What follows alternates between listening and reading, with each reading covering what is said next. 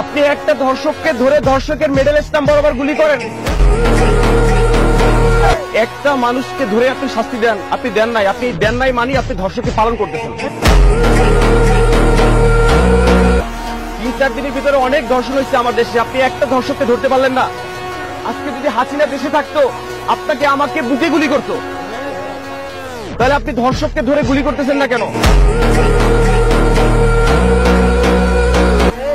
আজকে সাধারণ ধর্ষকের হাতে যদি পিস্তল থাকে, গুলি থাকে, আপনার প্রশাসনের হাতে তো পিস্তল গুলি আছে। আপনি আমাকে সার্চ করেন, আমার কাছে পিস্তল থাকলে আপনি নিয়ে যান, সেটা যদি না পারেন তাহলে নাইমা যান। আপনি ধর্ষককে শাস্তি দিতে যদি না পারেন তাহলে আপনি চেয়ার ছেড়ে দেন, যে শাস্তি দিতে পারবে ওনাকে বসান। আমার দেশের মা বোন যদি নিরাপত্তায় না থাকে, আজকে আপনার মেয়েকে ধর্ষণ করলে তো আপনি কান্নাকাটি শুরু করে দিতেন ভাই।